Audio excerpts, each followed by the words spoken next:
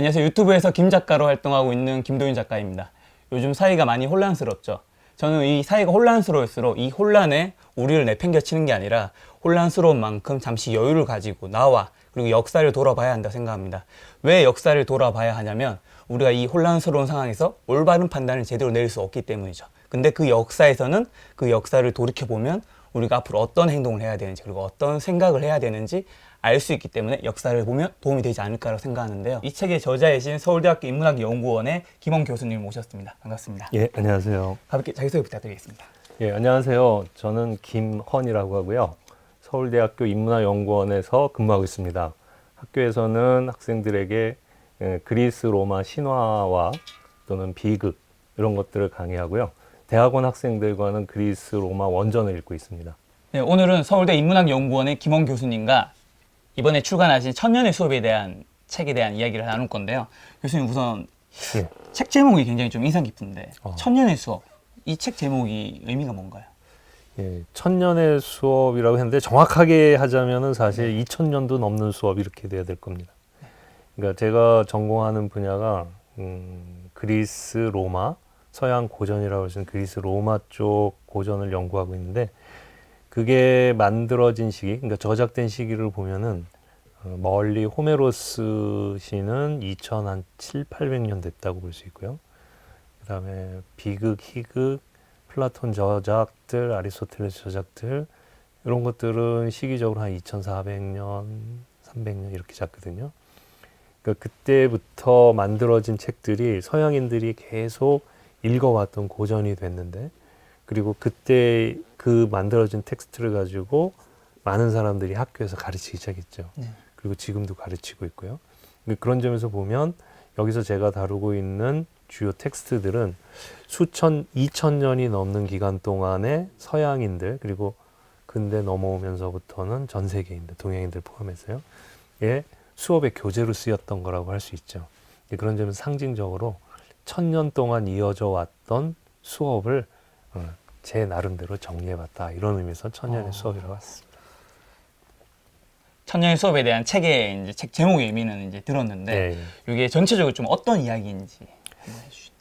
예, 일단은 제가 학교에서 강의를 주로 그리스 로마 신화를 했거든요. 네. 그게 한 2004년에 귀국해서 지금까지 했으니까 한 16년 됐죠.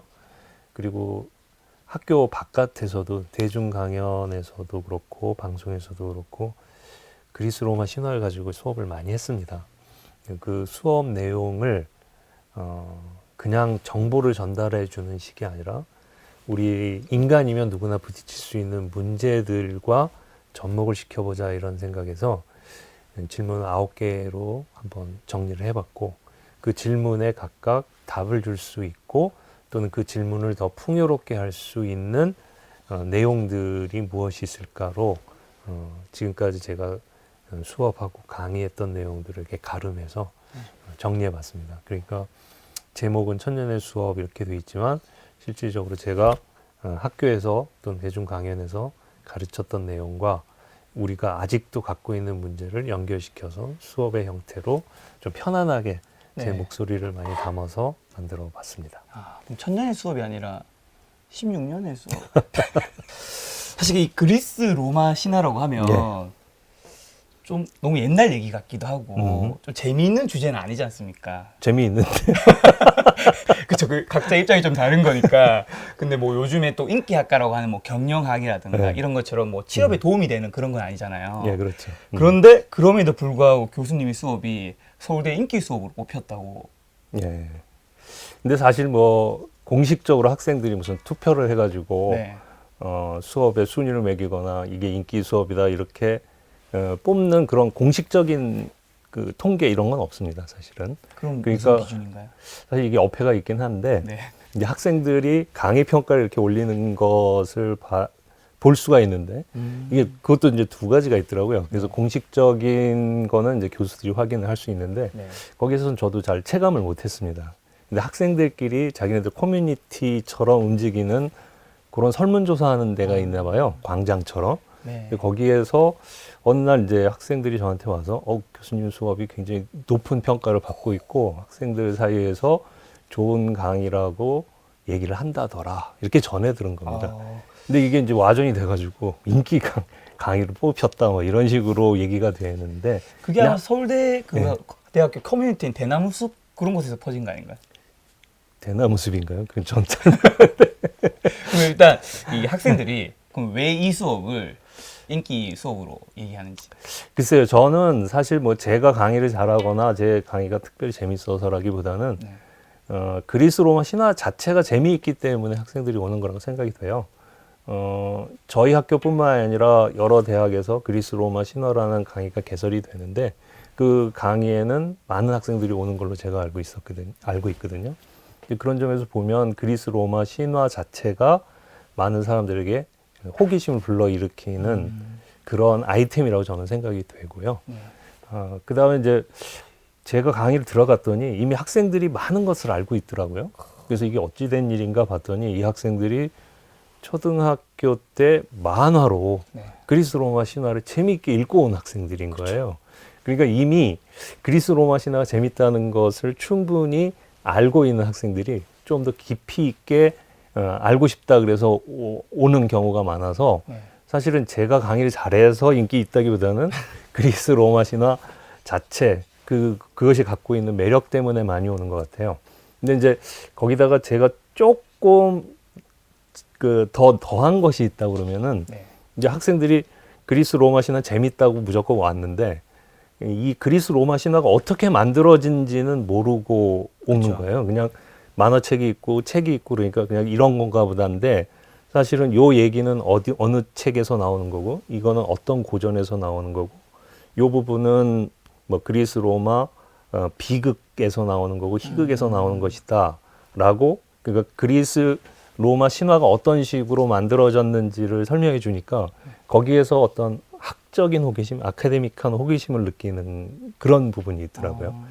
그리고 이제 직접 그런 만화책이나 이렇게 가볍게 쓰여진 책을 읽다가 네. 원전을 읽으면서 어떤 그 도전 정신 이런 네. 것들이 자극이 되는가 보더라고요. 그래서 거기에 대해서 제가 글을 쓰게 하고 또 발표를 하게 하고 하면서 자기가 어렸을 때 익숙했던 것에 대해서 낯선 부분에 접근하니까 거기에서 호기심을 느끼고 많이 오는 것 같아요. 또 교수님의 인생사에 대한 이야기를 좀 더 접근해 볼까 하는데 예. 또 교수님이 재직하고 계시는 학교가 서울대학교지 않습니까? 예. 사실 제가 예전에 이제 서울대학교 학생들을 굉장히 많이 만난 적이 있어요. 그러세요? 제가 수능 만점자 30명을 인터뷰해서 공부법 책을 낸 적이 있었거든요. 아. 그래서 그때 제가 만났던 서울대학교 학생들의 느낌은 굉장히 뭔가 어른스럽다. 어쨌든 이 공부를 잘하기 위해서는 뭔가를 포기해야 되는 거잖아요. 네. 그 나이 때 이제 놀고 싶은 것들이 많을 텐데 다른 걸 포기하고 공부를 했던 거고 자기의 우선순위가 굉장히 분명하다는 느낌을 받았거든요. 예, 예. 그리고 때로는 약간은 좀 냉정하다는 생각도 좀 받았고요. 실제로 교수님께서 학생들 만나면 어떠신지. 예. 뭐 지금 말씀하신 부분의 상당 부분은 공감할 수 있는 부분이 있습니다. 그러니까 자기 관리가 철저한 학생들이라고 얘기할 수 있고 주어진 틀 속에서 자신의 역할을 잘 찾아서 네. 거기서 탁월한 성과를 내는 데에 아주 익숙하고 또 거기에 특별한 재능을 갖고 있는 학생이라는 거는 제가 충분히 이해를 합니다. 그리고 그 점에서는 저도 높이 평가를 하고요. 네. 단 이제 그게 오히려 약점이 될 때가 있더라고요. 약점이요? 예. 그러니까 주어진 틀 내에서 또 주어진 교과 과정에서 탁월한 이해도와 성취는 보이는데 네. 그 틀을 넘어서는 데에서는 약간 두려움을 느끼고 또 넘어서려고 하지 않고 네. 그러니까 주어진 틀 속에서는 잘 제 역할을 하지만 그 틀을 넘어서서 새로운 모색을 하는 데에 대해서는 좀 인색한 것 같아요. 그건 어떤 점에서 좀 아쉽냐면 그 학생들이 활동하고 있는 그 틀이라는 것은 누군가가 만든 것이지 않겠습니까? 그렇죠. 그럼 그 틀을 만든 사람은 하나의 그 사회 제도를 만들고 하나의 역사를 만든 사람이라고 할 수 있는데 우리에게 필요한 사람은 틀 속에서 제 역할을 다하는 것도 필요하지만 사실은 틀을 박차고 나가서 새로운 틀을 모색하고 새로운 틀을 만드는 게 필요한데 네. 그런 점에서 서울대 학생들이 자신들의 탁월한 능력을 너무 틀 안에 가두는 게 아닌가 이런 아쉬움이 좀 있습니다. 이런 측면에서 사실 이 영상을 보는 많은 사람들은 예. 서울대가 아닐 확률이 높지 않습니까? 그 사회에 나가면 그게 바꿔 말하면 이렇게 네. 됩니다. 그러니까 그 우리 사회에서 모범생이고 우수한 학생이라고 평가를 받는다는 건 네. 그 틀에 충실하다는 거거든요. 네. 그런데 이제 우수하지 못하다라고 평가를 받거나 이상하다고 평가를 받는 사람은 그 틀에 적응하지 못하는 사람일 수 있고 그 틀을 거부하는 사람일 수도 그쵸. 있는 거죠. 그러니까 주어진 틀 속에서 그 기준을 가지고 평가해서 우수한 학생, 우수하지 않은 학생 나누고 뛰어난 사람, 뛰어나지 않은 사람이라고 나누고 있지만 사실 이 틀 바깥에서 보면은 그 이 사람이 더 뛰어날 수도 있는 거죠. 그러니까 새로운 어떤 다른 가능성이 있는 거고 다른 점에서 탁월한 점이 있는 거죠. 네. 근데 우리 사회가 너무 틀을 강조하다 보니까 네. 그 바깥에서 탁월한 잠재력을 가지고 있는 사람들의 가능성을 열어주지 못하는 측면이 있죠. 그런 점에서 저는 그 틀 내에서 탁월한 성과를 내는 서울대 학생 같은 사람들도 존중을 받아야 되지만 그 틀이나 그 기준에 못 미쳐서 소외되거나 또는 낮은 평가를 받았던 사람들의 가능성을 제쳐두면 안 된다고 생각이 됩니다.